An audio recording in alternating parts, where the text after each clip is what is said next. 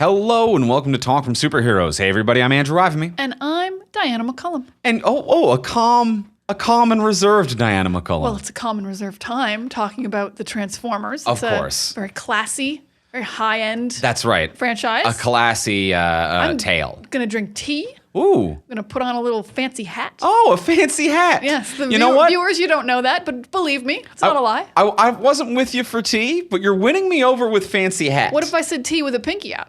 Ooh, tea with a pinky out is fancier. So, that's empirically, that is measurably fancy. It doesn't matter what's even in the cup. Yeah, but tea with the pinky out. Put the pinky out? Put the pinky out. It's fancier. So Diana is bringing her reserved, fanciest energy.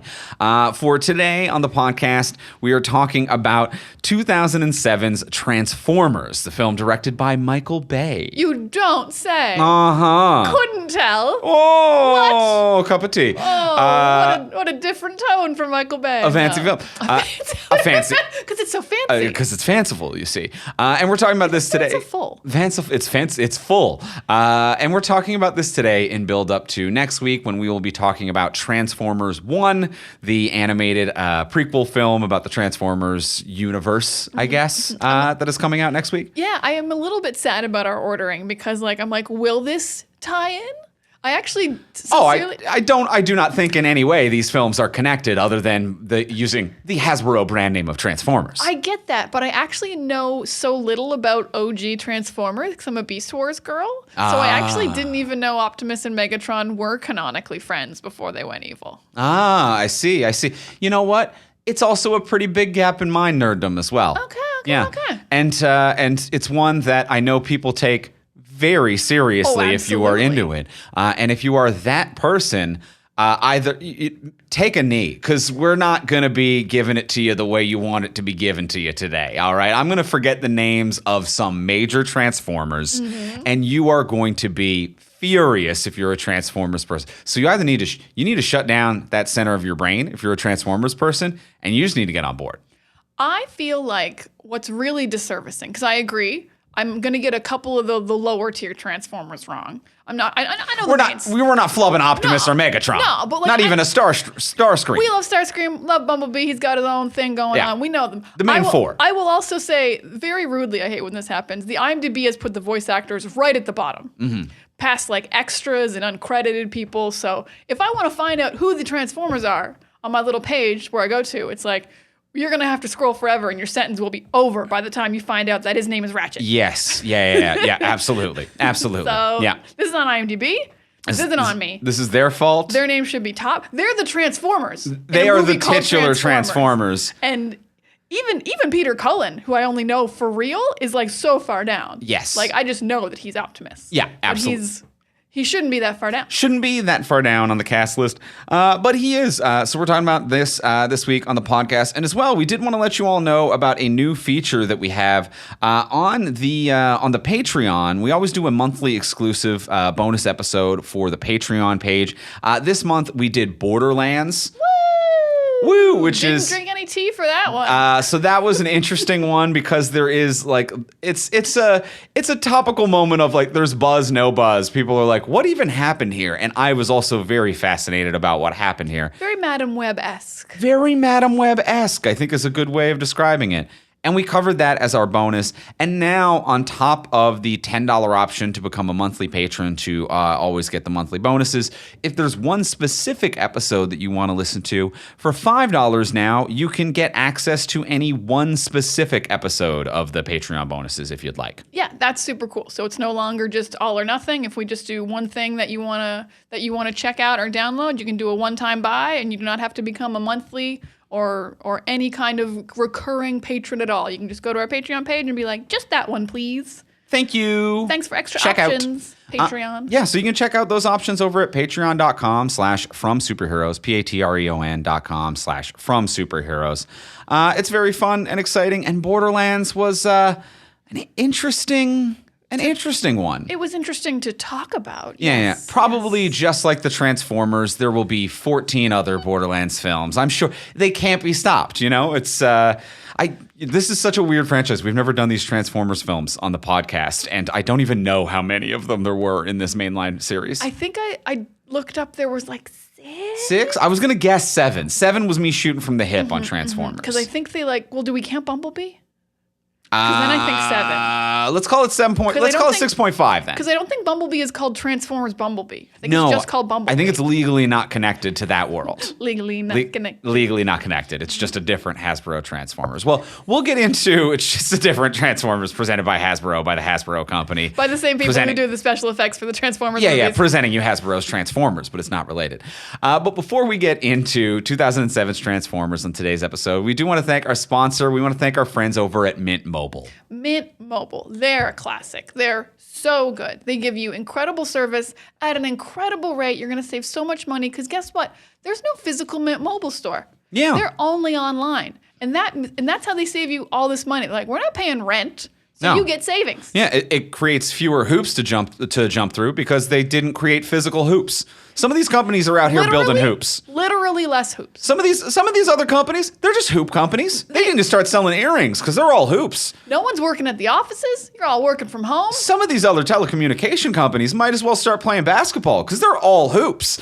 Give me one more hoops analogy. So to get Mint Mobile, I didn't have it. I thought I was about to start a set, but I didn't have it. But Mint Mobile, right now you can get started by going to mintmobile.com/TFS, and there you'll see that right now all 3-month plans are only $15 a month, including the unlimited plan. They come with high-speed data, unlimited talk and text on the nation's largest 5G network. You can use your own phone. And when I was setting things up on their website, it was such a simple process. I found it so easy and smooth. I loved it. It is a smooth, easy website. You can just get the eSIM emailed to you. Same phone, no problem. Contacts don't have to switch over. It's no hoops. No hoops, all buckets. Oh, wow. So to get this new He's customer back, baby. offer and your new 3-month premium wireless plan for just $15 a month, go to mintmobile.com/TFS. That's mintmobile.com/TFS. Cut your wireless bill to $15 a month at mintmobile.com/TFS. $45 upfront payment required, equivalent to $15 a month. New customers on first 3-month plan only. Speeds slower above 40 gigabytes on unlimited plan. Additional taxes, fees, and restrictions apply. See Mint Mobile for details. And now, let's get into the episode. Let's talk about 2007's Transformers. Robots in disguise.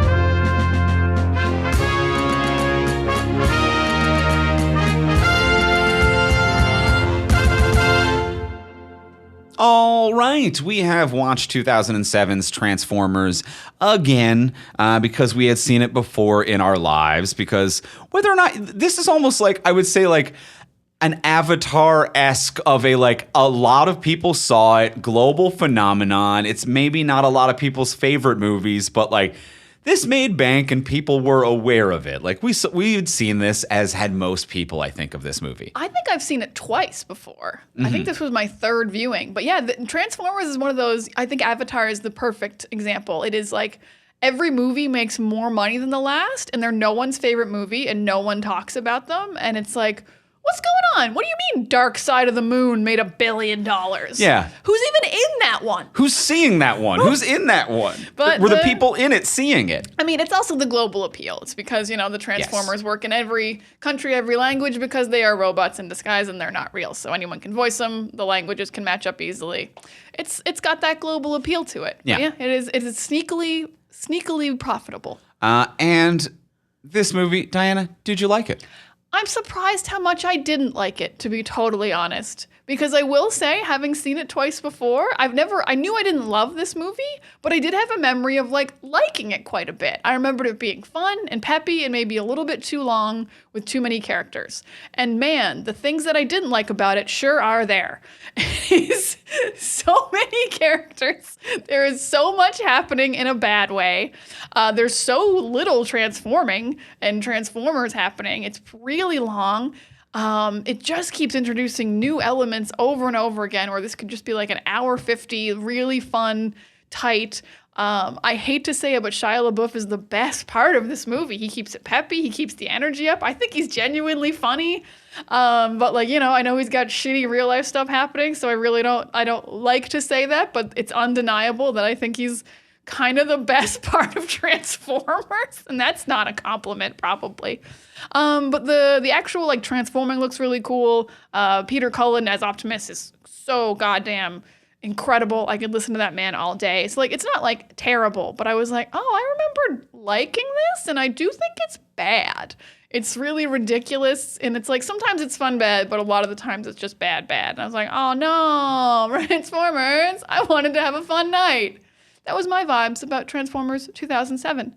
Andrew, did you like Transformers? I think we're real ships in the night here. I'm not saying it's great. I am saying I remembered hating it, and this was a little bit better than I remembered.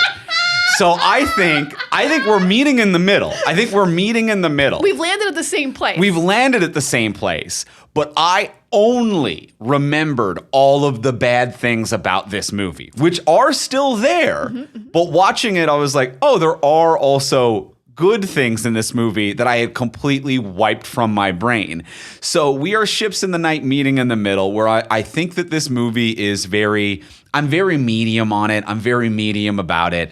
I think that there's some stuff in here that really works. There's some stuff that doesn't. It is just it is one flavor, which is the whole meal. It's a 4-course meal that's all dessert.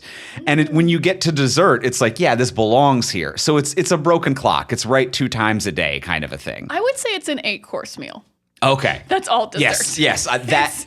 It's too much meal. Yes, I can agree with that. So it's a lot of meal. But yeah, there's some good things here that I'd completely forgotten about. There are some things that actually do work here, even though it generally isn't great. I liked it more at the start, and it kind of lost me the more that it went on. But there's some more positives than I expected from watching this. That is so funny. Yeah, there are more negatives than I recalled in this. Wow. But I also think I'm about a medium on it. Like, I'm not like this is terrible. I'd watch it again. It is fun enough bad that it's very like rewatchable. Yes. Yeah. It's not like shoot me bad. And I think that like other than being a little bit too long, it is kind of a comfortable pace. Like, it feels like if you manage to keep the runtime the same, but just cut out some stuff for commercials, it's a perfect TV movie. Oh, it's a real good TV movie. It's a perfect hotel watch. It's a perfect, that type of thing. I was just about to comment on, I think we're at an age which makes me sad I'm like, I don't know if there are TV movies anymore. I also felt it as I said it. I will give you hotel movie. Yes. Especially when we're at like resorts and stuff. That's when we really like hotel movie the most. Yes, and I then agree. They do still have ads. And yeah, they do still have ads, and every movie takes 3.5 hours because of the ads that have been cut in. So you don't notice the movie was already 2.5. You kind of don't. You're like, I bet this was a regular length movie. Yeah, like you're staying in a new city for a weekend, and for some reason, like every night when you get back to the hotel, you turn on that movie channel, and it's still the same movie all weekend. You know that feeling? Love doing that. Somehow it's always in the same time slot, and you're catching it slightly differently, but kind of over the course of a weekend, you've watched the whole or the whole in a bit or 75%. That's what this movie is. No, we've done that. I think we did that with Shazam 2 in Vegas. Yeah, I think I've done this in every hotel I've ever stayed in. On the road. I mean, I'm sometimes on the road. You're never home. I'm so lonely. I'm away at the Comedy Wars. I'm just here making fires, trying to survive. Well, do we want to start positive or negative? Where do I want to start? I mean, the positives are low, but you seem like you know where you want to go. I'll start with a positive because it is right at the beginning of this film. I will say this, is that this movie kind of starts with, there are a million storylines going on, and we'll get into that more later, but it starts with the military guys led by Josh Duhamel, and they're serving in Qatar, and there's like a Decepticon attack, and, it attacks them at the base, and then they're kind of in the desert. And then a little bit later, there's some scenes in between, but we get like another attack of like the digging Scorpion one in a slightly different location. Scorponok. Was that actually Scorponok? According to the IMDb trivia, that's Scorponok, which is Interesting. weird because everyone else is a car. Yeah, that's a Beast Wars. Yeah, I don't approve in the weird way. So, they get the Scorponoks attack and stuff like that. And in these opening sequences, I think that this is where Michael Bay in all of the action sequences in this movie and to what I have seen the entire franchise, the style is all exactly the same. It is identical. They are interchangeable with one another. But this opening sequence, Bay's style really fucking works. Like the shaky cam, you can't see a lot of the Transformers. You don't get a full shot of them. Everything is always spinning 360 degrees. Our camera operator is Tony Hawk. It never stops spinning. And it's all ground level, and you can never see all of a Transformer at once because it's so fucking big.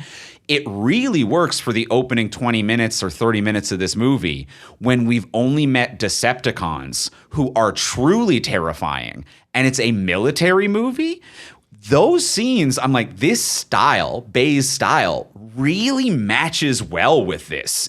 To be like, it is a group of military people who are like, holy shit, what the fuck is happening? And the chaotic camera angles and the quick hits and the wild transformations that are hard to see and understand, it really it matches the tone of what's going on in the scene visually. Yeah, it's very chaotic. It's the very scary Jaws thing of you never get to see the full creature especially during the military attacks. It's very late where they're like, here's a full shot of Scorponok. It's like you don't get to see what's going after you. Yeah, the military guys are interesting because for most of this movie, they don't know there's good guy Transformers, and they're just in like a horror movie like about like monsters that they don't know how to kill, and they're figuring out how humans can kill them. They're like, this specific bullet is actually working.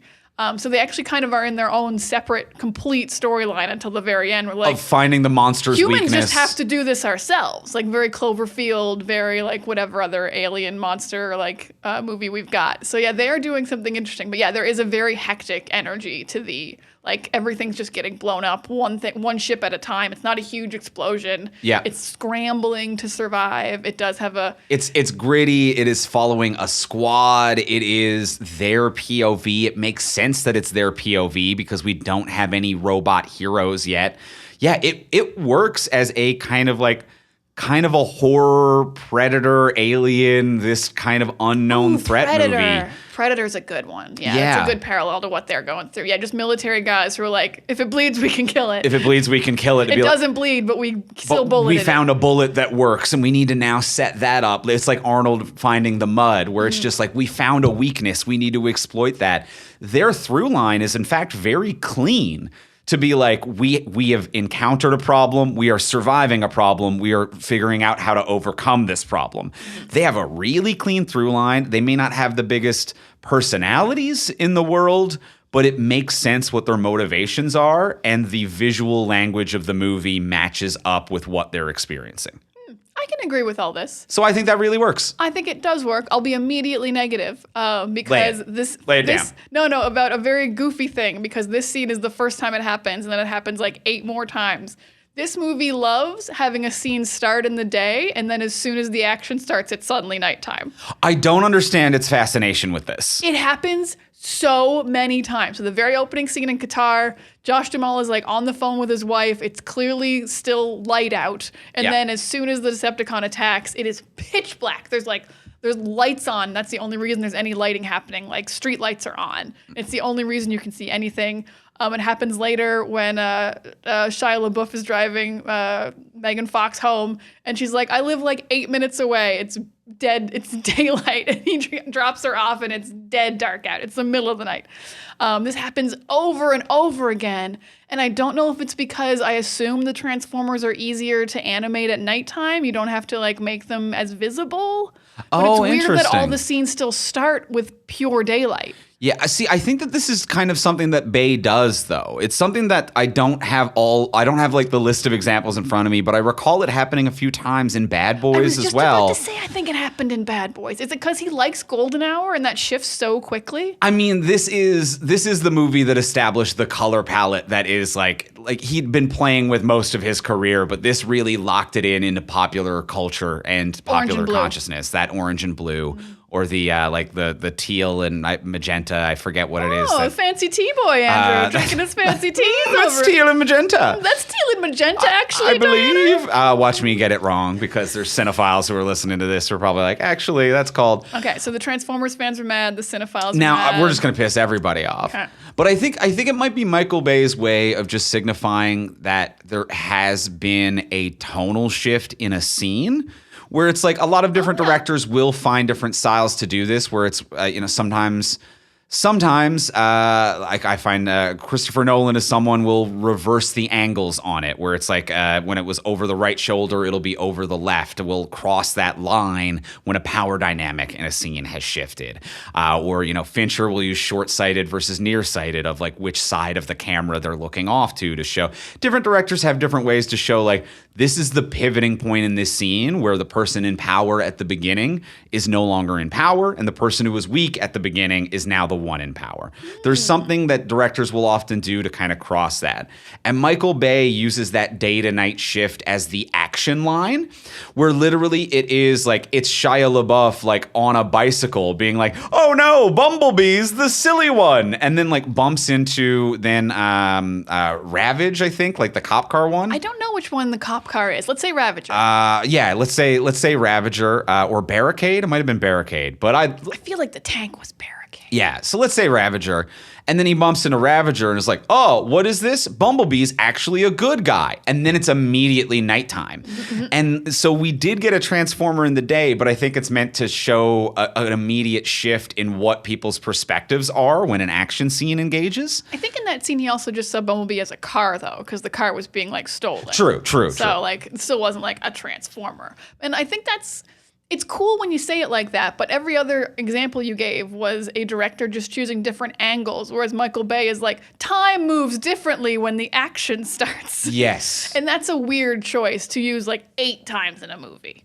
Yeah. But it is actually like, it's a little bit cool once you know. It's a little bit cool, but I think that's the purpose. I think there is an intent there, and it's not just a mistake. Because it's not every time, because the final fight scene is broad daylight, and that's the longest one. Yes. And there are like tons of Transformers transforming away in that time. And it's not every time, but it's a lot of times. Yeah, and that final fight scene remains of a like singular focus, so it doesn't need that shift from day to night. Oh, that's a good point. Yeah, there is no shift of like, we know who the good guys are now, we know who the bad guys are, we already found the cube. It's really just keep away. Yeah. Just a game of keep away. Yeah. So it's possible that there's an intelligence and intent behind that, but I agree it is weird and a little jarring, and it's not something that anyone else does, really, I don't think. All right.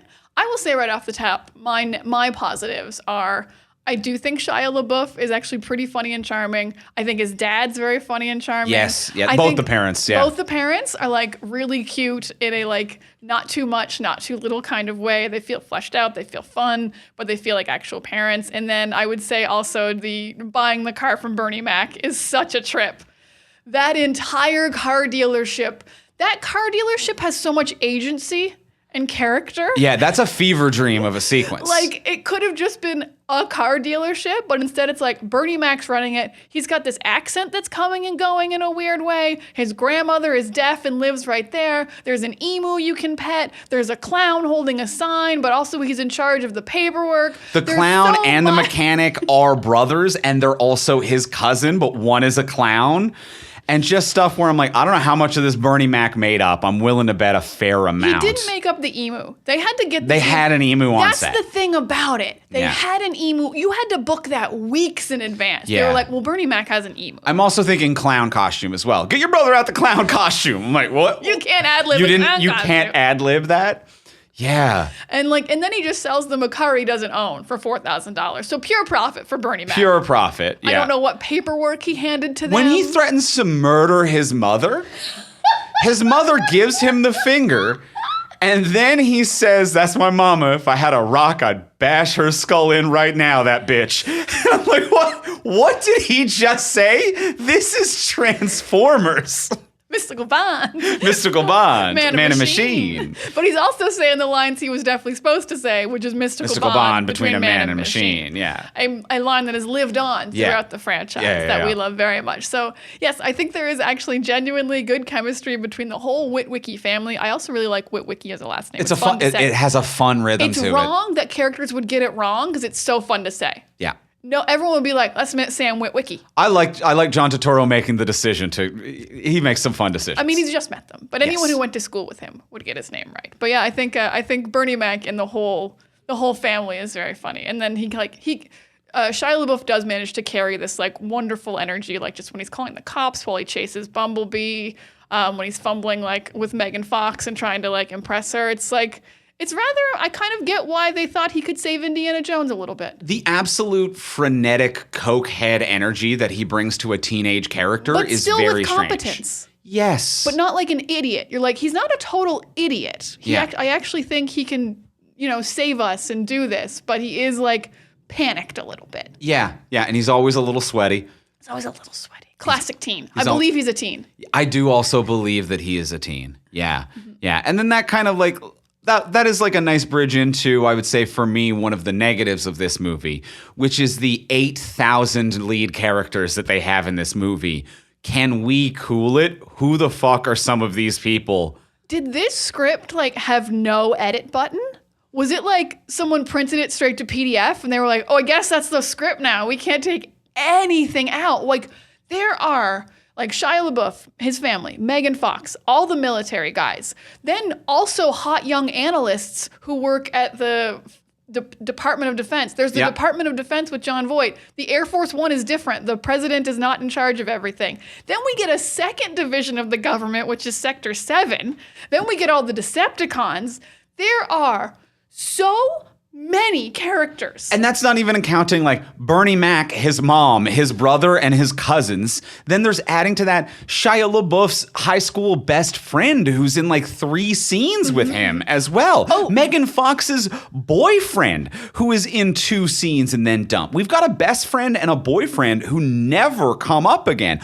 Other high school friends, the school teacher who gets a scene, the car sale, like there's so many cast members in this. The absolute turning point for me of what the fuck is happening is they introduce, they go to like the Department of Defense, like you're all the best analysts in the world. You have to analyze this signal that hacked us. And they're like, those people are barely out of university, but we need everyone. They're like, they just graduated. So I'm like, okay, so you got more hot young people, okay. And then the hot young analyst goes and finds an even younger analyst, her friend. Yeah. And I'm like, what do you mean you need even more analysts? She goes to his house and she's like, I stole this from the department. I'm like, you could not have, there's someone who worked there could do this. Yes. Someone who worked there could do this. Also, you had 2 friends there. They were introduced as a trio where it was like, these are the 3 young ones. They're friends. They're already talking during the meeting. She doesn't know who the Secretary of Defense is. She's Australian for some inexplicable reason. And it's a global movie. We have to diversify. Yeah, and this is not how there's so many other ways and opportunities that this movie could have done that. But she is an Australian, fresh out of high school, I believe they say, working for the NSA and doesn't know who the Secretary of Defense is. And her 2 young friends are like, that's the Secretary of Defense. They have multiple scenes together. And she's like, I need a second hacker, and goes to find Anthony Anderson. At that point, eliminating the other 2 hacker guys that we've introduced from the script introduce a hacker guy, a role we've already filled 3 times over. It is true nonsense, the number of people that are introduced. It was like this movie, just didn't know what to do with any singular character, or they were like, we have to constantly be filling the screen with new people so you don't lose interest.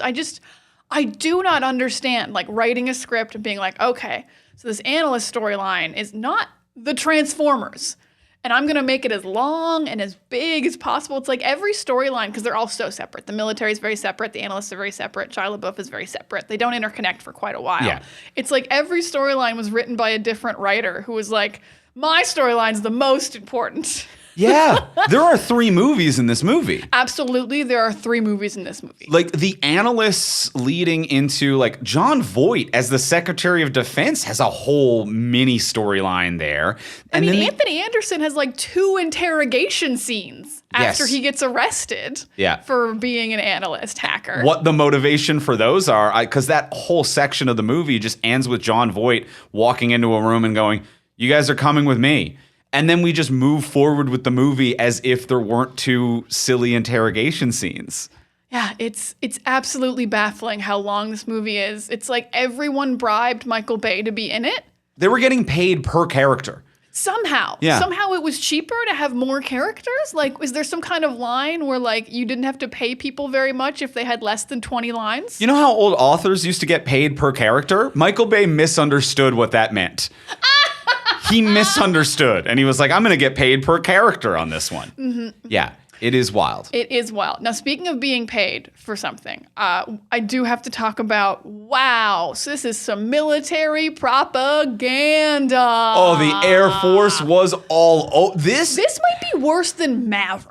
I was going to say that, yeah, this movie makes Maverick look anti-military. Because Maverick at least is like, this is a story like about the military. Like there's no getting around it. It's all military all the time. And this movie is like, this is a movie about the Transformers, but they can't beat the Decepticons without the military. Yeah. Like they literally say that several times. Like the Autobots need the military. They won't be able to win it without us. Specifically the Air Force. Specifically because it was funded specifically by the Air Force. Josh Duhamel's line is, you can't win without the American Air Force. Mm-hmm, mm-hmm. And they like have so many scenes of like laser pointing a target and being like, make it rain. We got to drop bombs. We got to drop these.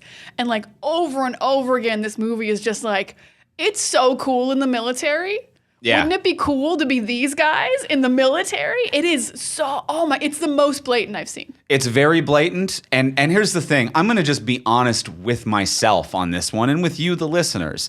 There were moments where I'm like, fuck, it does look like it rips. It does look cool. It does look cool. It looks like the Air Force fucking rules. But then like there are moments where I'm looking at Josh Duhamel and I'm like, yeah, I want to do whatever you tell me to do, my guy. But then you have to step back a moment and be like, I don't think we fight Transformers very much. I think we mostly bomb innocent people. Yeah. There are a lot of real life reasons where I am not enlisting today. Okay, good. I didn't want you to, because you're already leaving me behind for comedy tours. I'm already in hotels, and you might just go. If I'm being honest with myself, which I try to be like, I am not above being manipulated. Mm-hmm. We all get manipulated sometimes, and in fact, being honest with ourselves about that makes it more likely psychologically for us to be able to resist that manipulation. Mm-hmm. But yeah, it does make it look cool sometimes. No, I completely agree. It does make it look cool. But then that leads to another crazy thing in this movie. This movie is super pro-military. And it is so anti-cop that it's like weird. Yeah. Because like those things are kind of the same unless the military was like, make sure people who want to shoot a gun become military and not cop. Maybe that's what they got paid to make it look like in this movie. That's what's happening. Because every cop is just like an asshole idiot. It's like, we're going to point our guns at Shia LaBeouf even though he's just standing in a scrapyard. There's been no battle yet. He's literally just standing there and he's a teenager and we're going to point guns at him. I'm going to be a super over-the-top cop interrogating a teenager and like threaten him with my gun and be really crazy and like think he's on drugs, even though he's literally just like, my car was stolen. Yeah. And my dad's in the room. Why am I being interrogated? And then like literally a Decepticon is a cop. Yeah. Literally. Yep. It says on his car to enslave and destroy, I believe. To punish and enslave, Definitely I believe. enslave yeah, was yeah, there. Yeah, yeah. So it's just so weird to see a movie that's like, the military, fucking awesome. Cops, they suck. Yeah. It's a real... Cops are idiot nerds and they're fucking bullies. And if you want to be a hero, you join the U.S. Air Force. That's literally what this subconscious of this movie is going at for. Yeah. And I feel it. It's very, maybe there was an active decision there. It feels like an active decision. It feels like the military was like, all right, it's pro-military and it's anti-cop, but like just subtly. It's So very obviously pro-military. I feel like there was probably an argument between the executives of this film and the U.S. Air Force about whether Starscream could even be a plane. Because they're like, you can't make the villain a jet. You can't make the villain a jet. But then they made him really cool. Yeah. Yeah. They made him like a different... They didn't make him a super like betraying asshole. They were just like, look at how he like fights because he jumps off the other jets and then turns back into a jet, and it's cool. They did make him pretty fucking cool as well. So like, I would be cool if I was like, oh, Starscream's cool. Starscream is cool. I do like Starscream. So they have that going on. Yeah. We have that going on. But yeah, some definitely a good bit of military money. Some confusing sponsorships as well, like the product placement of some of the stuff. Hit me with the weird ones. When the cube hits the ground and awakens some stuff, like obviously you're going to get a car sponsorship for the Transformers movie, sure. Yes, obviously. It's like a James Bond movie. It's all about the cars. But they also have this this weird subplot that the cube can also awaken in a maximum overdrive Stephen King style all of the technology on Earth and turn it against us. Very strange millionth subplot, which doesn't need to be there whatsoever. I guess those are all technically characters as well because they have sentience. And yes, yeah, true. And then Shia LaBeouf with the cube running away at one point falls. The cube taps the ground. Some electricity comes out, and a Mountain Dew machine comes to life, as well as an Xbox 360 and a Cadillac. And the Cadillac, at least it's like, that is a car. Car companies are on this. But the Cadillac does try to murder its driver. And I'm like, that's a strange product placement to be like, look how great our car is at murdering you. Same thing with Xbox and Mountain Dew. The Mountain Dew machine comes awake and starts cannoning Mountain Dew cans into people in an attempt to shoot them dead. And if you're Mountain Dew, you got to be like, wait, we gave you money for what? I feel like this is another, military versus cops. And the Coke people paid for that. And they were like, Mountain Dew kills you. Mountain Dew kills you. You should drink Coke. Yeah. I think we're different companies. I think you might have flip-flopped it, but either way. I thought Pepsi owned Mountain Dew. Maybe you're right then. But either way. And then like PlayStation paid for the Xbox One. Yeah, there we go. To be like, that's the one that kills you. Don't get that one. Don't get that one. It kills you. But yeah, weirdest product placement. Not even a dude like enjoying his Xbox. He's just sitting on a box holding an Xbox. He was leaving the store. He was excited to get home with his Xbox that day. See, that's a product promotion of like, I'm excited. Murder. Oh no, it killed me. Yeah. Got to go buy another Xbox. Now you got to go buy another. That's how you sell a lot of Xbox. That does help. But yeah, it's not what you want. But I do wonder, because like those contracts are usually like, you have to show us in a positive light. Yeah. Yeah, and they get final say in some way, but I don't know. Maybe they just thought it'd be fun. We're gonna be the Mountain Dews come to life. It's dumb. It's dumb. It's dumb. Yeah. Let's talk on the other negative of this movie, which is just everything that involves sexualization in any way is all just kind of gross and disgusting and demeaning, and it just doesn't work in any way. This movie, in a lot of ways, is where bad tropes come from.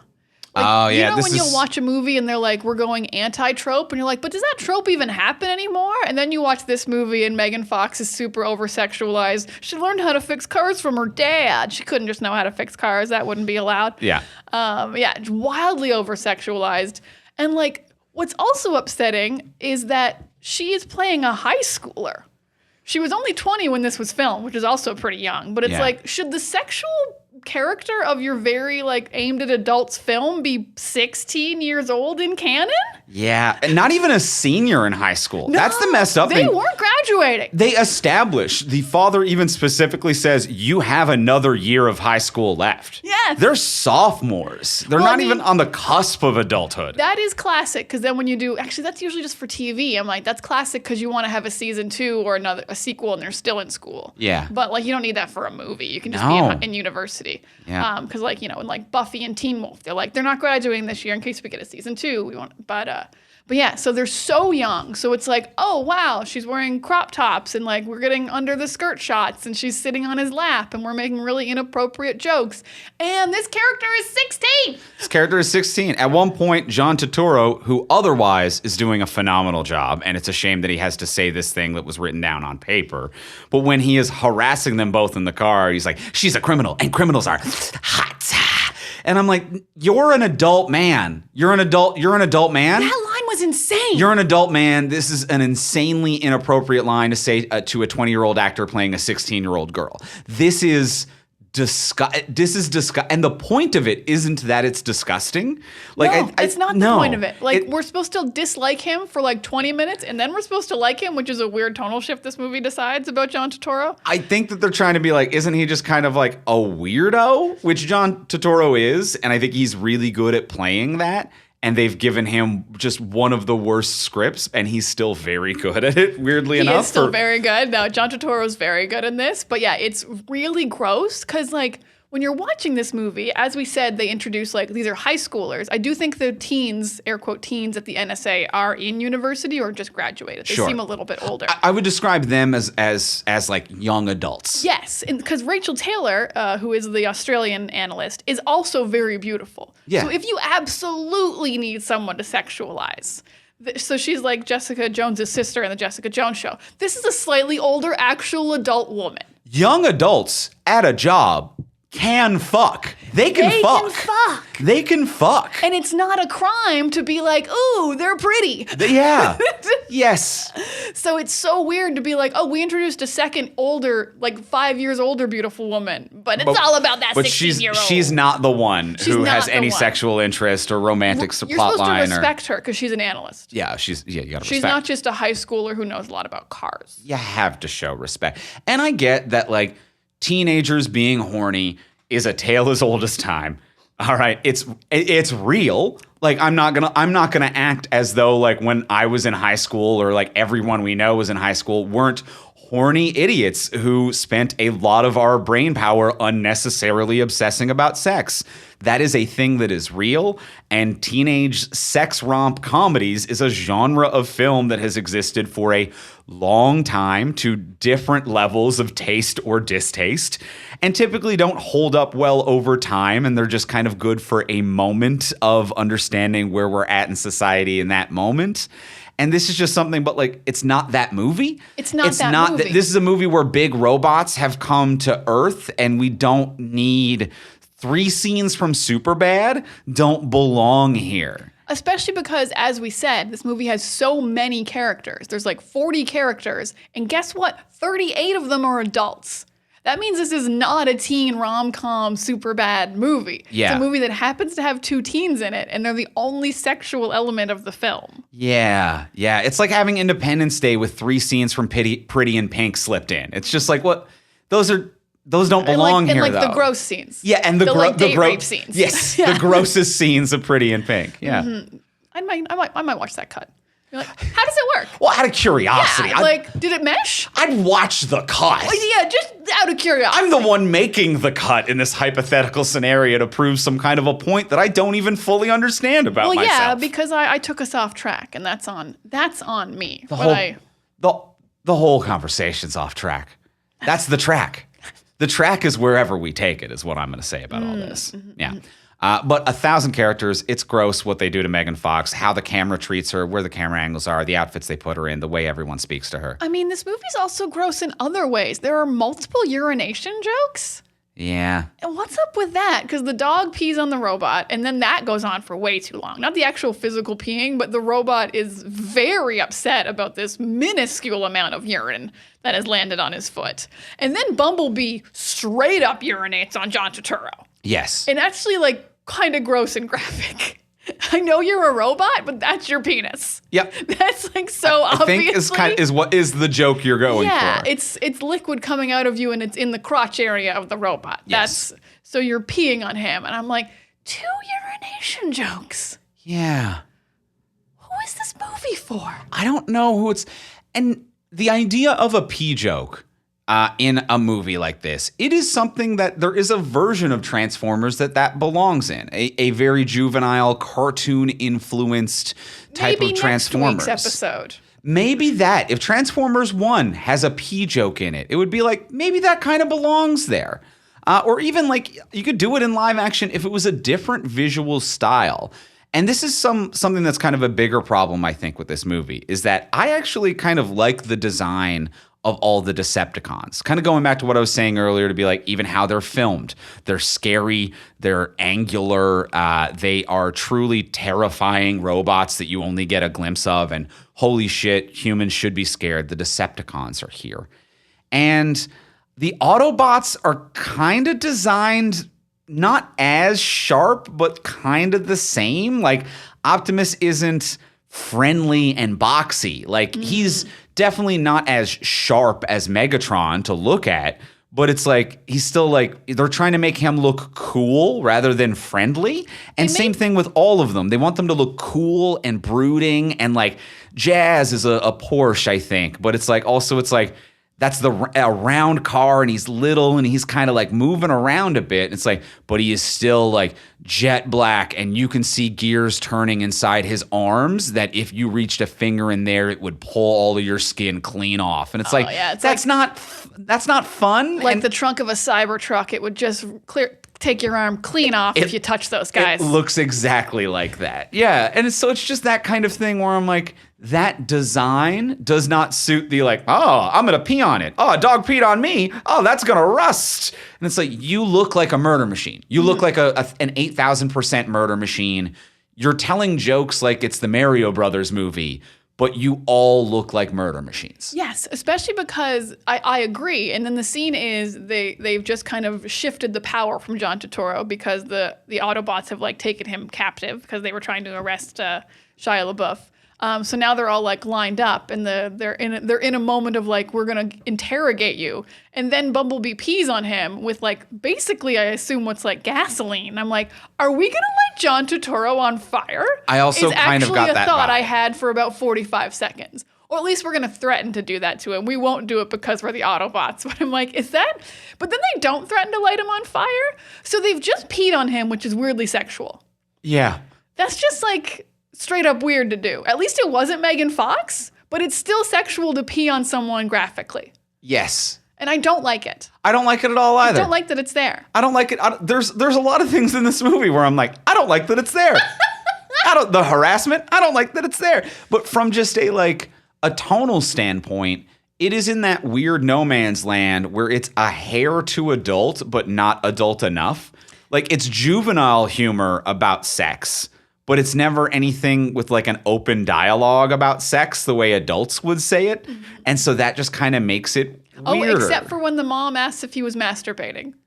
And that's like a little bit adult. Honestly, it's more acceptable to me. That scene was very much like, that is just an embarrassing good mom thing that she would ask. And she's a very funny performer. She does a really good job of that. Like, I'm a little buzzed. Like, I'm so sorry. What a real mom. She feels like a real mom. She does a great job of that performance. That's good. But yeah, some of the other tonal things that mismatch, the fact that they don't use passive language. The kill a couple of times. And we talked about this when we did the years ago when we did the recent revival of the Power Rangers. The Power Rangers movie from, I forget what that was, 2016? Jesus, 17? A while ago. But it was a very like, you never say kill. You're like, destroy, battle. And in that movie, it was like, we're going to kill Rita. And it was like, that's weird. Whoa. And in this movie, there were a couple times where people were like the military people are like, if you don't get out of that helicopter, we're going to kill you. Oh, yeah, the cops are going to kill you. That was right off the top what they said. Because, Starscream's coming in, and he's like an unnamed helicopter. And they're just like, the military over the lines like, unnamed helicopter, you have not checked in. We're going to lead you to the ground. If you do not come down to the ground, we're going to kill you. Not, we're going to fire on you. Not, we will be forced to take action. We'll be forced to take action is a classic. Open fire, I think, is also another classic. Yeah. We will kill you. Which is a thing the military can say and is a very normal thing. But then we also have it's also a movie where there's a dog peeing on a thing joke. So I'm like, are we gritty and real or not? Like the cartoon What's the rating stuff of this movie? The cartoon stuff doesn't jive with I'm going to kill you. It doesn't jive with I'm going to kill you. If one person says I'm going to kill you and then a transformer covers you in its gas piss, then I think you're going to be burned alive. I think I'm watching a Reservoir Dogs when someone says I'm going to kill you and then there's a gas piss. Yeah. Because there's like, I wish it was like a little bit elevated to older audiences because there's a couple cool moments. Like I think the coolest moment in this movie is John Turturro versus Josh Duhamel, and John Turturro's like, and they're like both holding guns on each other, and John Turturro's like, I'm gonna count to 5, and Josh Duhamel's like, I'm gonna count to 3, and he's like, oh shit. That ruled. That part was awesome. That absolutely ruled. That slapped. Just two adults threatening each other. No one's being sexualized. No one's getting pissed on. Now, good stuff. Good stuff. Good stuff. Two adults with guns threatening each other in a normal film way. In a cool, badass way. That was tonally consistent, and the whole scene made sense. If the whole movie was built around that sequence, I'd love this movie. Yeah. If it was just like, this is it, and we're building around this quick 20 seconds. Love it. That part was awesome. Love it. And then that leads to, for some reason, John Voight and two hackers going alone in the basement to find a radio. Yeah, I mean, they have established they have no communications because all the Wi-Fi's down and stuff. But like all of Section 7 disappears. John Turturro's like, everyone get their guns. And the military's like, we're getting Bumblebee and leaving. And they're like, okay. And John Voight's like, well, I'm on my own, I guess. And there's just Secretary of Defense. You don't have like a gun or an aide? Or all of Section 7 who were with you seconds ago just kind of disappear. I mean, you're trying to add more characters to this movie, babe? But it's just a point then where it's like, all right, now I'm watching old man John Voight, problematic old man John Voight shoot a shotgun at the weird mime clown transformer. Okay, this is my other biggest negative in this fucking movie. This thing fucking sucks. Who decided that the worst robots from Star Wars should be the lead of this film? Oh, yeah. Like, they're absolutely the droids that, like, just everyone hates. Roger, just every dumb droid in Star Wars. Not like cool dumb, like actual dumb, like doesn't speak English and just, like, hits a wall and gets lost. Yeah. Like, this fucking idiot droid. I hate him. And he does most of the stuff in this movie. I'm going to say they're in between that and Jar Jar Binks. It's pure Star Wars prequel energy that this little droid is bringing. Yeah. Jar Jar meets the worst droids. Yes. Yeah, absolutely. Because, he is the one who hacks the stuff in the very first fight in Qatar. He goes in. He sneaks onto Air Force One. He hacks again. He finds the cube. This little idiot. He is the lowest bearingest character in this film. And he sucks. He's just doing like, woohoo, ninja stars. Oops, no, a lady saw me. I'm like, yeah, that's a regular human lady. Just kill her. And he's like, no, I got to turn into a jukebox. I'm a jukebox now. I'm going to eat a ding dong. I'm going to kill myself. He died via his own ninja star, hitting himself in the head. Yeah, he finds the cube and then kills himself by throwing a thing, and then it hits him. Mm-hmm. And that's how the big fight with John Voight ends. The fact that there is the fact that if, like, and this is what I'm saying about, like, I forgot so much about this movie that I'm like, if someone yesterday, before I watched this movie, gun to my head said, do you remember in 2007's Transformers, the underground bunker battle between John Voight and the Jar Jar Binks robot? I would be like, what you're saying doesn't make sense. That didn't happen. And they'd be like, the Australian girl was there. And I'm like, you're thinking of a different movie is what I would say. John Turturro was there. Yeah, I think you were thinking of The Day After Tomorrow. I don't know what you're thinking of. This might have been National Treasure. I don't know what you're thinking of. But that didn't happen in the the Shia LaBeouf Megan Fox film. That wasn't in that. They're the only humans, because like the traditional thing with Transformers is it's mostly Transformers and in the cartoons and stuff, and there's one or two human characters that are like the POV, like that we relate to characters. And this movie is such the opposite of there's a couple Transformers and then there's 80 humans, and you're gonna lose track of what they're all up to. Oh boy. Positives again. I think we have to say, goddamn, the special effects do look great. They won the Oscar for special effects. It does surprisingly look good. Like, I don't like the shaky cam and close-upness of it, but when you do get a shot, I'm like, this all is pretty fucking seamless. Every time they transform, I'm like, I believe you're transforming and that you can turn into these two different things. Yes. Yeah. And that's pretty cool. And also, like, they're like, it's so small, all the transformations. They weren't just like when you actually have because when you actually have a physical action figure of a Transformer that transforms, you're like, oh, it's like 6 pieces that move around. But they're like, no, it's millions of pieces and we've animated all of them. And that's pretty cool and impressive. And it looks, and even the way that it reacts to the environment, like the transforming and then kind of punching the ground, getting up while at full speed, or like the sliding around the turn and the way the asphalt rips up. it all interacts with the environment in fully believable ways. Like there's one shot in the final big action set piece when Josh Duhamel, for some wild reason, gets on a motorcycle, does this huge power slide, and slides in between a Decepticon's leg while firing grenade launcher shots up into it, slides through, and then the Decepticon falls around him. And at every second of that, as anime as it was, that I'm like, he power slid and then scooted off for 100 yards. All of it I thought was next to him. Where I'm like, you felt like he was sliding past a moving Transformer leg and an actual Transformer fell next to him.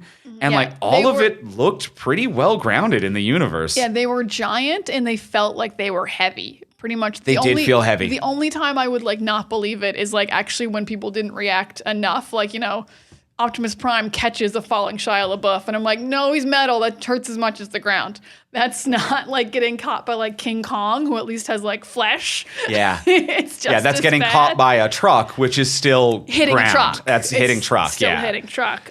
So things like that. But other than that, like I actually will say I think it's pretty funny, the scene where the Autobots are all sneaking around Shia LaBeouf's house. It does make me laugh. There is some humor in this that works. There is some humor in this that works, but like also they're interacting with the environment. They like tear the whole yard up just because they're so big. Yeah. They're like destroying the house accidentally. They fall on some power lines. So they do really feel like they're there. The effects are top notch. Yeah, the effects are top notch. There was you were saying a moment ago, like the comedy of that works. Some of the comedy of this movie does land. There is a moment when I think it's like Megan Fox's boyfriend, who has two scenes, just turns to Shia LaBeouf and is like, "Didn't you audition for the football team? Didn't you try out for the football team last year?" And it just hard cuts to Shia LaBeouf getting hit harder than anyone's ever been hit, and a coach picking him up by the helmet and going, "Let's call your mom." And it's honestly really funny. It's honestly like a 30 Rock kind of Tina Fey-esque cutaway joke that is just really clean and simple and good comedy. Oh, wait, is that supposed to kind of be like, that's not probably supposed to tie in. I'm like, is he supposed to be like a running back at the end with the cube? Oh, maybe. Because he keeps like avoiding things like if you have a football. Yeah, it is kind of like that, I suppose. But like they don't establish enough that he actually wanted to play football. No, it was just more of a goof. It's crazy to have hired an entire like field, a bunch of kids to put on football gear, a coach for like a cutaway gag. Yeah, let's get you up. It was funny though. Yeah. A very just Family Guy-esque cutaway. Yeah. So there's some stuff. There's some comedy in here that genuinely works. There's some that genuinely works. I remember being genuinely upset about Bumblebee being hurt originally. It didn't land as much this time, but when his legs get like broken, it's a little bit sad. I was actually sadder when they were freezing him. Oh, it's sad when they freeze him. And then Shia LaBeouf like fights off one dude. Yeah, it's actually pretty sweet. I think that is actually pretty swell. I liked that quite a bit. Yeah, it does make you understand how Bumblebee got his own movie. It's like everyone loves Bumblebee. Yeah. Guy rules. Of course. I do think the other thing about the crazy it is when Optimus tries to catch him, and it's like you're a truck and he's Flash. Even if you match speed as you're descending, it's still almost impossible. It's still truck. It's still truck. I do think that there is something that's kind of consistent in the way that they do both the Autobots and Decepticons, that none of them ever touch a human, implying that none of them know how to restrain their own strength to touch a human. So even when the Decepticons like do like pin Shia LaBeouf's character at one point, like the police one does, and is like hitting around him, and it's doing that kind of like that Adam Driver love story punching a wall thing is what all the Decepticons do when they're near a human, where they're like, where's the thing? Where are the glasses? Where are the glasses? And they're just hitting around him. It's like, but they never grab and hold him. And that's convenient, certainly, for plot circumstances and chase scenes. But it's also like, I don't think any of them can hold him without just creating jelly. Yeah. Well, they're so strong, and also they're so pointy. So even if you don't squeeze them too hard, your sharp bits are just going to cut him to shit. Yeah, so they always just hit around him. And that's actually like a really nice kind of PG line of like, we can't and we don't, but there's a sinister undertone. I kind of liked that. Yeah. I mean, even Optimus does that at one point when they're hiding under the bridge. He's like, climb up onto my back. He like doesn't want to touch them, it seems. Yes. Yeah. Which is like, also easier to animate. You don't have to like put them in rigs and stuff, but it also seems safer. Yeah. Yeah. They can't grab them. All right. Grab them. Well, I'm feeling pretty good on 2007's Transformers. How you feeling? I'm feeling great. This was a fun little redux of a movie I'd seen before and was not quite what I remembered it being. Same. Yeah, I remembered it being just kind of offensive trash with a lot of sexual harassment in it. And that was only part of it. I, oddly enough, didn't remember any of that trash part and was just like, I think Shia LaBeouf's pretty funny in this. Wow. What a selective memory we have that we've figured out now as we've gone on. Combined, we made the movie. I think it's not bad. Well, let's go in for the close. Let's ask the final question of what would you change? So now that we've discussed everything we've discussed, what would you change about this if you could change anything? Before we do ask that final question, we will remind you, as we do every week, please take a moment to rate, review, and subscribe on iTunes, Apple Podcasts, Spotify, Podcast Addict, wherever it is that you get your podcasts. Wherever you're listening to this, you can probably leave us a 5-star review. And boy, we'd like that. That'd be so swell. It'd be pretty nice. We would be like, woohoo, to whoever you are. Insert your name here. You're awesome. Woohoo indeed, sir or madam, or person, whatever your pronouns, woohoo. I don't know what the gender neutral of sir or madam is. What the professional gender neutral is. I sincerely don't. But that. Woohoo to that. Woohoo to them. And if you do, woohoo to them. Woohoo to them. Woohoo to them. Them's always we don't safe. need to be so formal. Let's put the pinkies down right now. Pinkies down, everybody. And as well, if you do want to support us over on Patreon, you can. Patreon is a cool monthly subscription system where you can subscribe at whatever's in your budget. You can sign up at $1 a month, $3, $10, whatever you can afford, and you'll get different levels of cool bonuses for doing so. Even at the $1 level, you warm our hearts and you get our webcomic early every single week, which is fantastic. At the $3 level, you get these episodes early and ad-free, which is a lot of fun. And at the $10 level, you get an exclusive bonus episode of this podcast every single month. This month, we did Borderlands. That is up and available right now.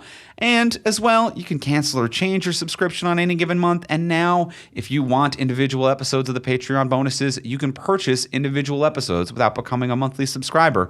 So there's just tons of cool options over there. We've got so many options now. It's all coming together. Whatever you need from us over at patreon.com/fromsuperheroes, we got it. We got it.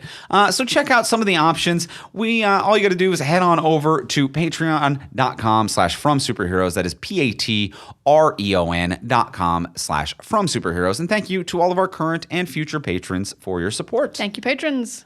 And now let's go in for the close. Let's ask the final question of what would you change? Diana, what would you change about this movie if you could change anything? I'm going to delete like 40 characters. Honestly, if this movie is just like an unsexualized Megan Fox and a normal Shia LaBeouf, it's actually pretty fun and moves at a good pace. Absolutely no analysts. Nothing with analysts. Apologies to every actor playing an analyst. We're not analyzing shit. We're going to have Transformers fighting each other. You're all gone. I don't think we need military and Sector 7. Just pick one. I don't care which one it is. Clearly, you have Megatron somewhere, but you could just be the military. You don't need to be 2 different divisions with 8 different characters. And I think we'll probably keep the military guys. It's a good thing to cut to in between. Like, you actually get some adults here doing stuff. Makes it fun. I like Josh Duhamel. I like a poor man's Timothy Oliphant. He's doing his best. He's having fun. So yeah, honestly, like, I know it's it's so basic. It's not like this plot point needs to move here. It's like, no, you just cut like 25 minutes out of this movie of so many characters that aren't necessary. And you've got a pretty decent movie. I would love that movie. I would love to see the director's shorter cut of Transformers where it's literally just 2 hours flat. I think it could be really fun. Andrew, what would you change? Love that. I'm 1,000% on board for all of that. Very similar kind of thoughts from me. Like some quick changes would be, we cut the hackers. We cut the Secretary of Defense. That's all gone. We just get it out of here. So that immediately cuts one storyline. I think one other change that was kind of my big one that would make this, I think, more appropriate if you wanted it to be like, it's young, sexy people who might get together. Just make this the summer between high school and university. Ooh, that helps a lot. Make this like they're going to college.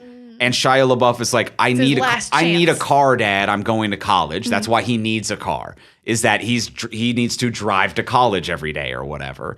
He needs a car. And also it's just the exact time in young people's lives when they redefine themselves, which is kind of what he is trying to do and kind of what Megan Fox is trying to do in this as well. So that's a great kind of it's a more life-appropriate phase to put them in, to be like, I want to be someone different. I want to be someone different. What if we were someone different together?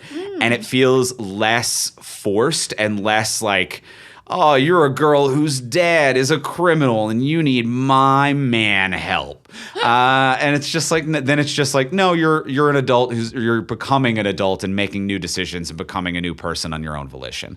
And I think that makes a lot of the romance and the chemistry and the sexualization a little bit more appropriate, because they're more age appropriate and it's more appropriate for that phase in life as well. So that's just kind of like a simple thing. You just change the age and the point in life and they're in, and it works a lot better. I think that absolutely makes sense. And it makes sense of why you are going for Megan Fox so hard, because it's like your last shot. If this is in between high school and university, it's this is my last chance to see her. Yep. To try to get her to like me. It's last summer. Yep. No, I like that a lot. And I think it's also kind of the sweet spot where I mean, one example that comes to mind, even though this isn't, the greatest example, but it's like the Sam Raimi Spider-Man movie kind of exists in, where it's Peter and Mary Jane, and it's like, we don't want to make it weird high school pining the entire thing, and it's like, it's one scene of that, and then high school is over, and she's like, yeah, it didn't work out with Flash. Things really just with a cute popular person is not really that fun the second high school ends. Yeah, when I have a job and I have to decide to spend my free time with him and not just my time in between classes, it's very different energy. And I'm making sincere life decisions right now, and my family's not great, but I am going to work and trying things, and that actually gives that character a lot more strength, and the same thing could be done for Megan Fox here. Love it. Great change. Yeah. We did it.